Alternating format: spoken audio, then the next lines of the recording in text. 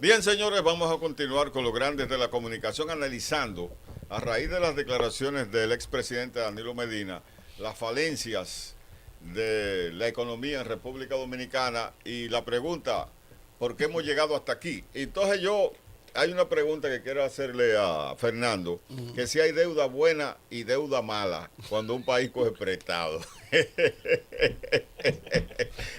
Es muy poco, es técnica. No, pero yo te voy a contestar como te contestaría William. Las deudas son deudas. A mí me gustaría Las deudas son deudas. Me gustaría la buena. Hay deuda buena y deuda mala. No. ¿Cuál es la deuda buena? Las deudas son Como deudas. el colesterol. ¿Cuáles son las deudas buenas? Perdón.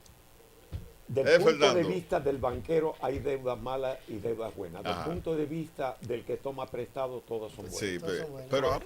pero Mira, cuando el país coge prestado, ¿Qué?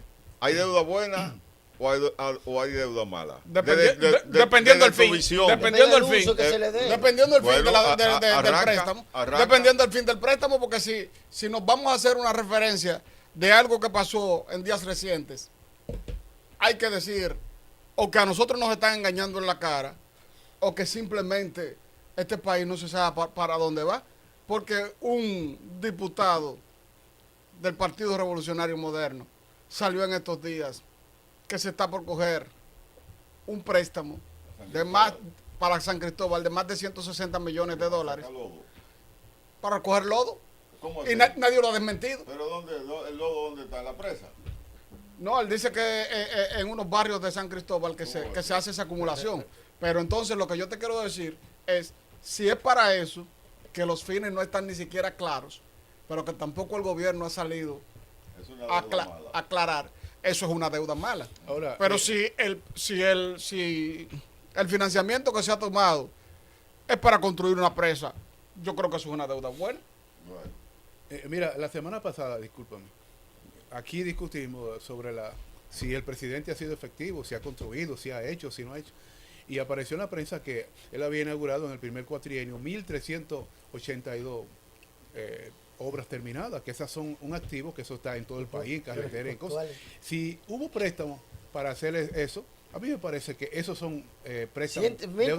¿Cuántas obras? 1.382 obras inauguradas en el primer cuatrienio y ahora todavía no se sabe cuántas van, pero van buenas. No se sabe cuántas van. No, ahora en este segundo cuatrienio todavía no se ha contabilizado, pero en el primero sí. Ahora, yo quería hacerle una pregunta, ¿verdad? Con todo el respeto aquí al caballero, que lo admiro, y que tiene un bagaje. A William, dilo William Ward, porque la gente sepa que. No, O sea, habemos cinco. no, aquí. y me siento aquí Sí. muy bien de estar al lado de una persona que ha tenido que ver con los latidos del corazón del país en su momento. Yo le pregunto a usted es extranjero, nació fuera, se fue en algún momento porque como que las cosas no sé, esa es una situación personal, pero al final, y veo que ya usted está como nosotros en esa edad de uno vivir cómodo y tranquilo, usted regresó a un país donde usted entendía que las cosas se iban a solucionar y que usted iba a ser feliz viviendo aquí en este país por algo que usted sabe y que tal vez nosotros y el público ignora. Ahora, usted quizá vio en la posibilidad y que había una intención de mejorar las cosas y así están sucediendo porque usted luce un hombre muy feliz, muy complaciente y muy amistoso. Eso es lo que yo entiendo. ¿Qué significa Sí, eso? Bueno, que regresó a vivir en el No, país. porque estamos viviendo una pensar, maravilla, un un paraíso. paraíso. Está bien. No, porque él vino cuando estaba el PLD en el poder. No, Sí. no, pero te estoy diciendo que es una apreciación No, personal. que él una vino, apreciación perdón, tuya. que él vino Sí. cuando el PLD estaba en el pero poder. no es de eso que estamos hablando. Estamos hablando de economía, Bueno, estamos no, hablando mira, de aumento de la deuda, estamos hablando de que sea deuda Buena o buena o mala. mala. Ya hemos establecido que la deuda es buena cuando se invierten en obras, ¿verdad? De infraestructura, y es mala cuando se invierte en corrupción. No, cuando se invierte en gasto corriente, en gasto de empleado público, en fiesta, en bonos, francachela. bonos, Exacto. subsidios. Eh, Mira, Caminero. ¿tú sabes qué? Que ese tema de si es buena o es mala, eso tiene que ver el momentum de cómo esté el país. Porque la gente le pone su denominador y hasta su apodo, le puede decir, ¿verdad? En el momento que se está Su aderezo. viviendo. Vienen, por ejemplo, aquí se tomaron unos dinero con la hipoteca del sistema aeroportuario, Aerodón, el aeropuerto, los aeropuertos del país, del gobierno, que cogieron 700 millones de dólares. Y la gente se pregunta, o nos preguntamos, 750. 750, ¿dónde están invertidos esa cantidad de dinero que hoy no, la gente dice que no se sabe en dónde está? Y que si iban a construir una cancha en un lugar para que los muchachos Practiquen participaran deporte, y practiquen sí. deporte, ¿dónde está? ¿Con qué dinero está? Entonces vemos que para la construcción de una carretera, se hablaba de la carretera del Ámbar, que entonces ahora no hay dinero para la carretera del Ámbar, que tiene que venir, que para la terminación de la ecológica tuvieron que buscarse un par de préstamos adicionales, cuando ya se había dicho que parte del dinero de los 750 millones de dólares se iban a utilizar en ese tipo de infraestructura. Se dice que el gobierno está invirtiendo parte de ese dinero en la Jacobo Magluta, en la ampliación. No, pero también para eso tú te vas a las estadísticas del presupuesto de la Cámara de Diputados del Senado de la República y te encuentras que hay un préstamo que se tomó para la construcción de la Jacobo Magluta. Ok. ¿Qué ha pasado con la terminación de la presa De Montegrande. Montegrande? Le faltan las obras colaterales. ¿Dónde tenemos? Señores, yo creo, y sin creer, yo estoy seguro que los gobiernos muchas veces manejan el sincretismo, ¿qué se dice, verdad? El sincretismo, que de manera minuciosamente metodológica, para que el pueblo dominicano y las personas que estamos fuera de ahí, del entorno, no nos demos cuenta. Porque con lo que ha dicho el señor William Ward aquí, son de las cosas que a mí me hubiera gustado escucharlas cuando en aquel momento. Quizás no se podía decir ahí, porque eran muy peligrosas. Y yo ahorita hice una pregunta. En cualquier ciudad del mundo, cuando una persona comete ese tipo de abuso, ese latrocinio contra una sociedad, contra un pueblo humilde, pobre, dócil, que le quitan hasta la alegría, hasta las sonrisas le quitaron. ¿Cuántos niños han muerto? ¿Cuántas personas murieron por una enfermedad que no pudieron comprar los medicamentos? Porque este dinero se perdió. Este dinero lo jugaron con esto. Y en el día de hoy todavía tenemos la deuda, porque tenemos la deuda subiendo cada día más, sin tener ni siquiera la posibilidad. Y usted magistralmente dijo aquí, vamos a comenzar un plan de desmonte de todo eso. Vamos a sincerizarnos. Pero eso es una cuestión de voluntad. Aquí se va a hacer una obra y nadie sabe ¿para qué vamos a hacer eso? ¿Es necesario en este momento hacerla? Entonces, los gobiernos, y no queremos aquí señalar a ninguno de manera particular, al sistema. Nosotros como ciudadanos, como personas preocupados por este país, y agradezco a Dios que usted está aquí con nosotros hoy, porque incluso a mí mismo me ha dado un poco de luz y me ha hecho entender un poquito más que nosotros debemos estar más atentos a lo que ocurre en la República Dominicana. Claro. Porque aquí los programas y los medios de comunicación muchas veces es para lisonjar. Eso es farándula política. Pasan por arriba, Y ¿tú pasarle un entiendes? paño comparto. Sí. Mire, yo le voy a decir Farándula una cosa. política. Francis, estas declaraciones que se han hecho aquí en este No, programa, este hoy, análisis. este análisis sincero, Profundo. el Banco Central y los banqueros deberían tomarlo y sentarse. Para yo lo Claro sabía. que sí. Y el Sí. equipo Y económico los del gobierno. equipos económicos, no del gobierno solamente, del sector empresarial. Decirle a la gente lo que está pasando, qué es lo que venimos arrastrando de hace más de 20 años, que hemos venido posponiendo una serie de medidas que tienen como finalidad sanear la economía en República Dominicana. Y entonces estamos de parche en parche. Y al final del día lo que nos vamos a encontrar es que el país no va a poder avanzar y el país va a someterse a una verdadera hecatombe económica. Mientras tanto, hay una serie de preguntas que yo quiero presentarle al panel. Si se puede crecer económicamente sin deuda, que es una pregunta. No, ¿Eh? no. La deuda es hacer un proyecto contando con recursos que se generen en el futuro. Obviamente lo ideal idóneo es que sea la fuente el mismo proyecto. Si nos vamos, por ejemplo, a un préstamo hipotecario, tú tienes un préstamo que tú lo vas a pagar mensualmente y lo vas a hacer 20 años, lo que sea, de acuerdo a los recursos que tú vas recibiendo, y es aceptable. Es aceptable. Tú vas a tener un periodo grande y al final la vivienda es tuya. El problema que podemos verlo, y tenemos una comparación que tal vez la gente entienda mejor. El Estado recurrir al mercado internacional de valores es como cuando entró en el país en forma ya importante la tarjeta de crédito. Es lo mismo.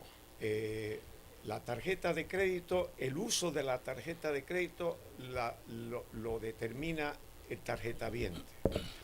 Y puede ser que dependa de la tarjeta de crédito para su alimentación, cosa que si tú usas crédito para alimentarte, tienes un problema muy serio económico.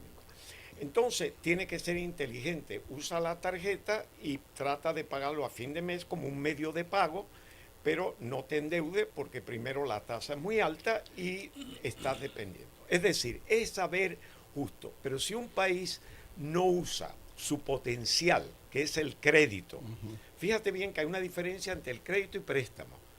Crédito es esencial. El préstamo es cuando se va a usar para algo específico. Pero el crédito hay que tenerlo. Y si se pierde el crédito es muy difícil recuperarlo. El país cuando sale al mercado está poniendo en juego en la palestra su credibilidad, su cumplimiento. Eso es sagrado. Pero no tiene que rendir cuenta de dónde va el dinero. Entonces hay un equilibrio ahí. Por eso antes cuando se tomaba prestado eran para proyectos específicos. Entonces nada más que se podía tomar prestado un límite de dinero. Es cuando uno es un niño y te dan una mensualidad o algo semanal para que tú lo gastes, y cuando tú eres adulto uno tienes que crear prioridades. Lo importante es que si tú vas a hacer un gasto de capital como el gobierno tiene que hacer, tiene que medir el beneficio, cuándo tiene el retorno de eso. Exactamente. Quiere decir que tiene que tener un proyecto.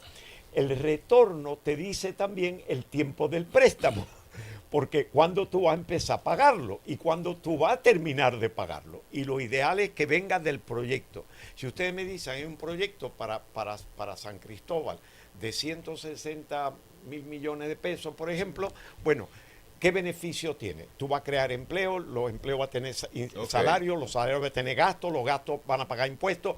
Tú tienes que tener un estudio, porque tú tienes que tratar de que eso, el gobierno se beneficie a la larga para poder cubrir lo que está gastando más los intereses si lo tiene que tomar prestado. Es fácil, ¿no? Pero es William, hay un gobernante, y quiero traer esto a colación, quizás este panel me lo corrija, ¿no? Y vivimos todo ese periodo. Balaguer era un hombre muy cauto con los préstamos. Y la mayoría de las obras que se hicieron aquí en República Dominicana se hicieron con fondos del Banco Mundial y del Banco Interamericano de Desarrollo con su contrapartida. Y tenemos ahí esas grandes presas que hoy por hoy componen un elemento importante en todo lo que es la economía en República Dominicana, en términos de energía, en términos de agricultura. ¿Por qué abandonamos ese librito de Joaquín Balaguer? Es muy limitado. Exactamente. Es muy limitado. Mi abuelo decía que los banqueros, nunca pensó que iba a tener un nieto banquero, decía que los banqueros lo que hacíamos es usar dinero ajeno para ganar dinero a ese dinero. Pero realmente eso de tú tener que ahorrar para tú comprarte una casa, te va a pasar toda tu vida ahorrando, pagando alquiler y no va a obtener la casa. Es decir, no se trata del préstamo, se trata de qué tipo de préstamo y para qué tú lo usas. Y siempre que tenga la capacidad de repago. Cuando tú tomes algo prestado, aunque sea un teléfono, recuerda que tienes que devolverlo. ¿Cuándo lo vas a devolver? Y demás. Es decir, sabiamente, usar el crédito requiere sabio. Balaguer recuerda que era un país que no era el país de hoy. Si nosotros estamos compitiendo con otros países en el turismo, ¿tú crees que toda esa empresa española o que sea que montan todos esos hoteles, eso es que tienen las ganancias para hacerlo? Eso es con crédito.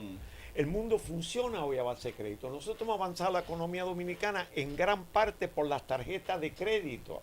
El problema es que si no hay control, si la tarjeta de crédito no se usa sabiamente y tenemos una tasa de interés del 60% anual, que eso es usuria donde lo ponga, entonces obviamente tú estás quebrando a la gente. Pero Balaguer utilizaba mucho a William Smith, el padre de la economía, ¿verdad? Y pensaba... Adam Smith. Adam Smith. Ana, sí. Y él pensaba, porque yo lo llegué a hablar a él y pronunciándose en base a eso. Mira, Siendo una persona- perdona que te interrumpa, para decirte una acotación, para que siga. Balaguer decía que los economistas pertenecían a las ciencias lúgubres. pero, Porque cada economista tenía su No, visión pero- y muchas veces pero era una en el- visión muy... Pero oiga, en el caso de la fragmentada. materia, nosotros decimos ahora la tarjeta, los bancos, los empréstitos internacionales, pero Balaguer se valiera de los tipos recaudadores que toda la noche tenían que llegar a la Máximo Gómez o al Palacio Nacional. No, espérate. Con eso se construyeron aquí presas. Con eso nosotros se manejó Eso parte fue una de época, la economía. Eso fue una época. Dentro de lo que sea una época o como sea, pero se hacían. Ahora tienen todas las facilidades y miren qué ha pasado. Porque mira, es de la niñez a ser adulto. Una cosa es manejar el dinero que tú tienes en el bolsillo, otra cosa es tú comprometerte a un préstamo que tiene que hacer una proyección, tiene que hacer un plan. Yo estoy seguro que Balaguer no podía ver el mundo más allá de cierta distancia, basado en su experiencia. Y él sabía que la represa, porque aparte de la represa, ¿qué se hizo aquí? ¿Dónde vino la inversión extranjera? Que una presa era agua era esencial. Esencial. Entonces, esa inversión lo hizo Francisco Franco, caudillo de España, fue dictador, se le llamaba Paco el Rana, porque todos los meses estaba inaugurando una represa, pero hacía sentido. Hoy España se lo agradece, en aquel momento era, pero eso es una cosa que no había que hacer mucho estudio. Recoge un país que era agrícola, necesitaba agua para riesgo. ¿Cuál es lo lógico? Represa, es una inversión a largo o corto plazo. Pero después el mundo evoluciona y por consiguiente ya el mundo funciona de otra manera. Tú no puedes viajar, tú no puedes tener un negocio si no tienes crédito. No, eso es cierto. Pero ¿Ok? Es que no puede. Entonces, el tener recursos propios para tú hacer el gasto, tener que ahorrarlo para tú hacer el gasto, te limita muchísimo. Entonces, pero hay que saber usarlo. No hay educación del uso. No tenemos el sistema, no somos disciplinados como cultura porque vivimos en el trópico. Y lo mayor que influye en una cultura es el clima. Te va a un país como Noruega, a un país como Canadá, y tú en invierno, si no te programas desde la vivienda, la ropa, todo, tú no sobrevives. Y como bien dijo el amigo, el ser humano responde para sobrevivir ante otra cosa. Por eso existen todos los ministerios de defensa, porque es para defenderse. Si fuera de ataque no lo tenemos. Entonces, Bueno. eso es así. Por consiguiente, piensa bien que el mundo ha evolucionado y que hoy tenemos que saber utilizar el crédito. Y te abre la puerta de Nueva York para tú poder emitir título al gobierno, bonos soberanos, hay que saberlo manejar, porque nos están juzgando todo el tiempo y tenemos una calificación de riesgo. Exactamente. Y el Un costo país va de con acuerdo oro. a la calificación. Miren, sin lugar a dudas que antes para planificar un préstamo se tenía en cuenta la tasa de retorno de ese endeudamiento. Sin embargo, déjenme decirle una cosa. A veces los defensores a ultranzas del sistema balaguerista se pierden en muchos detalles. Es verdad, Balaguer, en los gobiernos de Balaguer se construyeron vías con ahorro interno, se Aeropuertos. construyeron aeropuertos y se construyeron las presas que acabamos de señalar. Pero hay que reconocer, y con esto no estoy dándole coba a ningún gobierno, pero del 96 para acá el país es otro. Ha crecido más y el nivel de desarrollo es mucho mayor que el que teníamos cuando Balaguer, y se han hecho mucho más obras que cuando Balaguer. Pero mucho más. los tiempos son modernos. Espérate. ¿Tú sabes por qué se han hecho mucho más obras? Pero tú sabes por qué se han hecho mucho más obras. Porque el país tiene por lo menos 15 o 20 años de atraso. Balaguer nos puso en esos 15 o 20 años de atraso. ¿Por qué? porque yo lo puedo decir a nivel personal, yo soy enemigo de las deudas, pero si yo tengo cárcel por las deudas, si yo tengo cárcel por el crédito, y a mí no me gusta eso, pero si tengo cárcel por el crédito. Entonces, ¿qué es lo que yo quiero decir con esto? El problema de República Dominicana, en muchos casos, es que yo pienso que en esa cuestión del endeudamiento se ha sido irresponsable en mayor o menor medida. Y lo digo por lo siguiente. Cada gobierno, para justificar el alto nivel de endeudamiento que incurre, tiene el argumento siguiente. El país tiene capacidad de endeudamiento. El país tiene capacidad de endeudamiento. Pero que la capacidad de endeudamiento es que la capacidad de endeudamiento se agota. Y como la capacidad de endeudamiento se agota, hay que tener cuidado con eso. Porque nosotros este estamos gobierno se le fue la mano. estamos poniendo en riesgo. Tú eres muy incisivo. Nosotros estamos poniendo en riesgo Óyeme, Luis Abinader, el futuro tiene de la toda la manita suave. nación. Y miren, señores, Tranquilo, caminero. es increíble pero cierto. Date ahí. Ustedes saben que el país, la República Dominicana, no sé si usted ha visto otra nación parecida. Dicen que la gente, mientras más sabe, menos cree en Dios. Porque el hombre desde su nacimiento, desde su génesis, quiso saber más que Dios. Ahora bien, si hay algo que hay que decir a la República Dominicana, que es bendecida. ¿Y tú sabes por qué es bendecida? Dígalo usted. No, mira, nosotros siempre encontramos un renglón donde fortalecer nuestra economía y donde fortalecer las entradas económicas que tiene el país. Pero por la producción también. No, espérate. El oro, Espérate. el cacao. Aquí hay algo que se criticó mucho. ¿El qué? Y yo estoy seguro que sin eso nosotros hubiésemos tenido Pues juégatela un entonces, desbalance. juégatela. La negociación con la Barrick. ¿Tú sabes el dinero que ha dejado eso? Pero podemos tener Pero, más. espérate, no Tener más. podíamos tener más. Pero podemos tener más todavía. No podíamos tener más de eso. Porque ahí nosotros no invertimos un peso.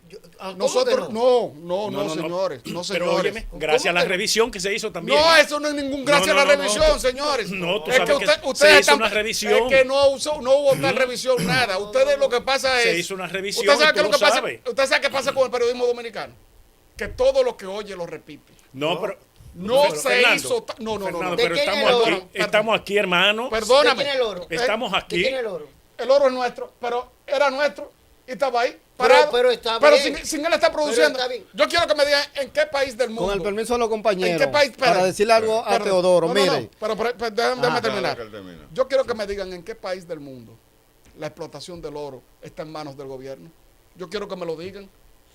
Toda la explotación del oro mundial está en manos privadas. Pero eso Y- está claro. y con contratos. Eso está claro. Pero- Fernando. y con contratos. Pero está el tipo de negociación, tú como presidente del momento, el tipo de negociación que tú hagas con un producto que es propio de tu país. Pero señores, Pero se es que hizo la bien. negociación de la Barrick Se hizo en bien. ese momento es la que ahora mismo está vigente. Fernández Eso lo- Marte, eso- él tiene razón, Fernández Marte. Vamos cuando al dice eso, se tema hizo con bien. relación a lo que es la deuda, pero muy breve. Sí es cierto que se hizo una renegociación con la Barrick. ¿Por qué quitaron a Fernando Fernández de la aduana? Mire, yo considero, punto y aparte, ¿saben quién es Fernando Fernández? Claro que Sí. Ah, bueno, ¿por qué lo quitaron de la aduana? Si realmente se hizo una renegociación. ¿Por qué clausuraron el laboratorio que él instaló en la aduana? Para ver lo que la Barrick se estaba llevando, pero ese no es el tema. Los Claro, préstamos, que sí, porque es económico. los préstamos y la deuda, naturalmente, si se hacen con el criterio de inversión, tiene su beneficio y sobre todo dinamiza la población y hace de manera demográfica la vida más llevadera. Lamento, señor William, Francis, Caminero, Martes, Paniagua, Teodoro, llegar tarde. Tengo aquí 1, 2, 3, 4, 5, 6, 7, 8 preguntas porque venía desde los briches en sintonía con ustedes. Con el permiso de todos ustedes, yo le voy a hacer una pregunta al señor William. Aunque sea de esas 8, una. Usted decía que Baninter tenía un déficit de 2.000 millones de dólares. ¿Cuánto era el activo y la propiedad que tenía Baninter que se vendieron que no se pudo recuperar para llenar ese déficit del cuasi fiscal, que es consecuencia ahora por la deuda, el pasivo de Baninter, donde la Delta, ahora mismo, que estaba en garantía y fue vendida a través de Baninter, cuesta 20 veces lo que equivalen el hoyo de Baninter. Mire, hoy no puedo comparar los valores con aquel momento. Pero yo le puedo asegurar a usted que la mayoría de las empresas que pertenecían al grupo Baninter, algunas eran insolventes. O sea, no llegaban a $2,000. Y otras dependían de los préstamos de Baninter, cuyas empresas no le pagaban interés a Baninter. Un de orden, disculpe, usted dijo $2,000 o 2,000 millones de dólares. 2,000 millones de dólares. 2,000 millones de dólares. Que se perdieron. Mire, Eran 57 mil millones en ese momento. mire, es algo, de verdad es que yo lo entiendo a todos ustedes porque yo me llevé un shock en aquel momento cuando yo descubro esto. A mí me llama el Banco Central un jueves, a los 3 días de haber asumido el puesto Lois Malcún, y 2 días antes de entrar el Progreso, hacer la debida diligencia, porque ya habían decidido que se iba a funcionar los dos bancos y el Progreso iba a comprar a Baninter. Y me llaman del Banco Central para que me presente el viernes, el día siguiente, a las 8:30 en el piso 12 de la Gobernación para una consulta. Y yo voy allá. Una mesa, un salón contiguo al del gobernador, pequeño, no era de los grandes. El gobernador estaba ocupado y habían varias personas ahí. Y me dan el estado financiero auditado al 31 de diciembre, 25.000 millones total de activos. Me presentan el documento de compra y venta que tiene un adendum que dice que Baninter estaba Baninter and Trust, Intercontinental de Seguro, todo eso, con un total. Y Baninter mostraba 82.500 y pico de millones de pesos. La diferencia eran 57.000. Entonces, cuando yo veo eso, me dicen, señor Wall, queremos que usted nos explique a qué se debe esa diferencia. Yo no puedo explicarlo, porque realmente esto es un Estado por una de las firmas más reconocidas del mundo de auditoría, y esto es un solo monto que no tiene desglose. Puede ser que aquí no sea solamente el banco, que esto sea una especie de holding, que hayan otras cosas, y este es solamente la parte del banco. Pero los únicos que nos pueden aclarar eso es los ejecutivos de Baninter. Otra cosa breve ahí, Hemos citado William. a uno de ellos. Aparece el uno de ellos y se sienta frente a mí, y a mí me salvó la vida el que yo estaba mirando del piso 12, el mar Caribe precioso, un día soleado, y el mar Caribe allí. El papá del muchacho. No, el Marco Jai. Y sale y me pasa la palabra y yo le explico lo que le acabo de explicar a usted. Yo no tengo la respuesta a usted. Y dice, eso es un banco paralelo. Y yo le dije a él, mire, yo tengo 35 años de banca en the Royal Bank of Canada, yo no conozco esa expresión. ¿Usted me puede explicar qué es un banco paralelo? Dice, es una contabilidad que está fuera, escondido, no está reportada en los libros del banco. Y usted me quiere decir a mí que la total de activos es lo que dice este monto aquí y no este estado financiero. Así es. ¿Usted me puede decir de qué se componen los activos en ese libro paralelo? Y me dice, bueno, yo no tengo los datos. Digo, pero deme una idea. Préstamos a empresas vinculadas, inversiones en compañías, préstamos de... Pero ¿y eso? Y yo empiezo a poner punto de interrogación. ¿Qué valor puede tener eso? Cuando se entró en Baninter, la comisión que yo entré, la primera comisión, no la de liquidación, eso fue después. Cuando yo entré en Baninter, señores, ahí lo que se había hecho era algo inconcebible. A los 2 días, los 3 miembros de la comisión recibimos una llamada del Listín Diario y se puso en speakerphone. Y dice el señor director, que era del Listín, no se nombra mismo, y dice, señores, yo sé que ustedes son del Banco Central. Lo que quiero es que me confirmen que cuento con el sobregiro para pagar los salarios. Claro. Oh. Pero señores, Era, por Dios, era en compañía deficitaria. ¿dónde fue el dinero? Si se gastó. Si se Deficitaria. gastó. Pero ese señor era el actual director de Bueno, yo no sé, pero contaba con eso porque el dueño era el dueño del banco. Es decir, los valores de esas empresas, a excepción, yo tengo No tenían una excepcional, valor, ¿no? que es la Intercontinental de Seguro. La Intercontinental de Seguro Era era una como- buena inversión, era una buena pero inversión. el dinero lo tenían Baninter depositado.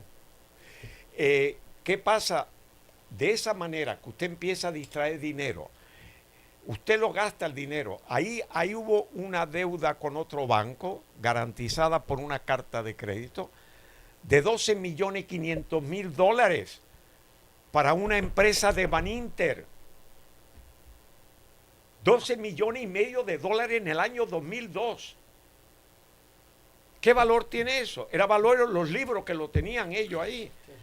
Pero lo estaban cubriendo con depósitos de los depositantes. El sistema que tenía Baninter, que era diferente al sistema de contabilidad de todos los bancos, ellos tenían su propio sistema, era que cada vez que hacían operaciones de esto, sacaban del libro la parte de pasivo, los depósitos, lo cazaban y lo sacaban del libro y lo ponían aparte.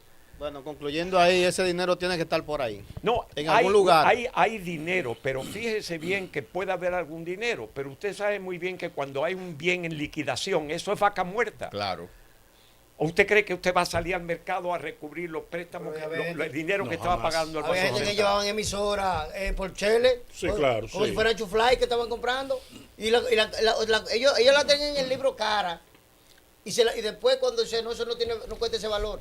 Compraban empresas y la pagaban con certificado de depósito. O sea, usted me viene a vender una empresa, vamos a decir 10 millones de pesos, y yo le doy 10 millones en certificado de depósito, que usted lo va a ir cambiando cuando se van Por un venciendo. yate, yo me recuerdo el ¿Y yate. de dónde salen esos depósitos? Oye, parece que hay una ineptitud en alguna parte en haber podido recuperar ese dinero para traerlo a la banca. Pero los políticos... Pero nada, no, es como yo dice digo, William, espérate, que no. esos activos se liquidaron como vaca muerta. No, pero hay una Porque cosa. es que en Era- manos del liquidador, Claro. eso pierde. Aquí- Pero es que muchos no tenían eso. Él creía porque lo estaba financiando el banco. Mm. Sí, pero cuando yo Eran digo... compañías. Mira, por ejemplo, yo trabajaba en un canal que compró Baninter en ese tiempo, RNN. Y ese canal no producía un peso. Y la nómina, ¿dónde salía? De Baninter. Pero no obstante a Y eso. así una serie de empresas, inversiones también rarísimas. Pero óyeme, Francis, Por ejemplo, a un productor de televisión se le prestaron decenas de millones de Pero pesos aquí, para invertirlo en un centro médico que iba a construir ahí en Naco, Pero a otro para comprar en el un alquiler, yate. en la El yate, compra. Patricia. Oye, el yate. Ese Al primo, yate al primo. se pagó en efectivo 10 millones de Un dólares. capricho. Eso costaba, creo que era 20 o 25 millones. Sí. Y el banco puso 10 millones un de capricho, anticipo para un en capricho. dólares. Un capricho. Bien, señores, vamos a pasar. Yo quiero Vamos a pasar. un temita que quiero tocar, que no quiero que se vaya en el día de hoy. Ok. Brevemente. Porque se está hablando de economía. Y esta mañana, ayer, yo me puse a analizar algunas cosas. Breve. Si yo recibo como funcionario público 10 millones de pesos y yo no lo declaro al fisco, eso es ilegal, ¿verdad? Yo recibo, por ejemplo, yo soy jefe de la policía. Sí.